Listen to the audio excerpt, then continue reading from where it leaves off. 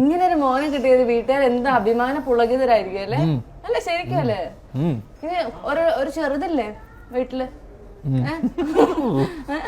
അവൾക്ക് ഇങ്ങനെ അച്ഛന്റെ എന്ത് കഴിവാ കിട്ടിയേക്കുന്നേ?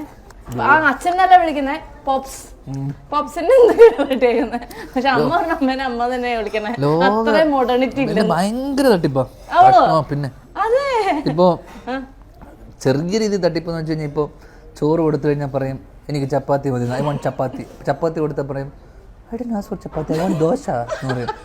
ഓഹോ, ദോശ കൊടുത്താൽ പറയും I don't ask for dosa, I ask for അപ്പം. ഇങ്ങനത്തെ കളത്തിന് ഭക്ഷണം കഴിക്കുന്ന കാര്യത്തിലെ പ്രധാനം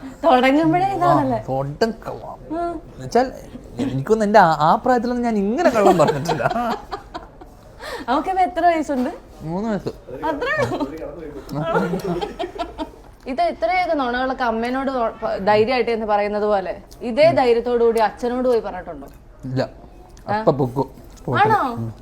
അപ്പൊ മനസ്സിൽ ആലോചിച്ചിട്ടുണ്ടോ എന്നെക്കാളും വലിയ ഉഡായിപ്പായിരുന്നായിരിക്കും അച്ഛൻ, അതുകൊണ്ടായിരിക്കുമല്ലോ അല്ലേ? അച്ഛന്റെ അങ്ങനെയുള്ള ഏതെങ്കിലും കഥകളൊക്കെ കേട്ടിട്ടുണ്ടോ?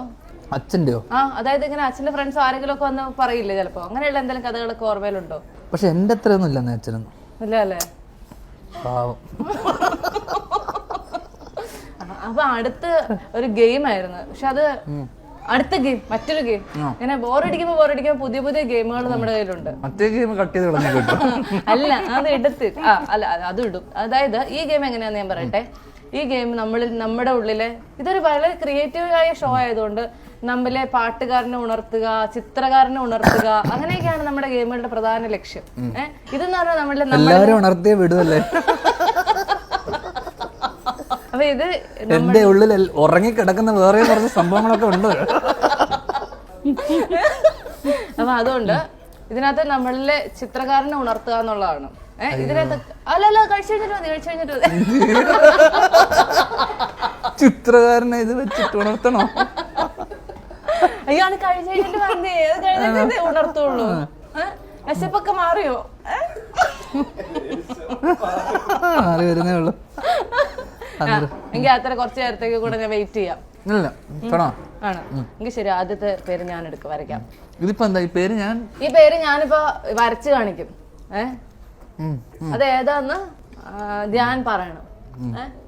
പൊറോട്ട കഴിച്ചില്ല.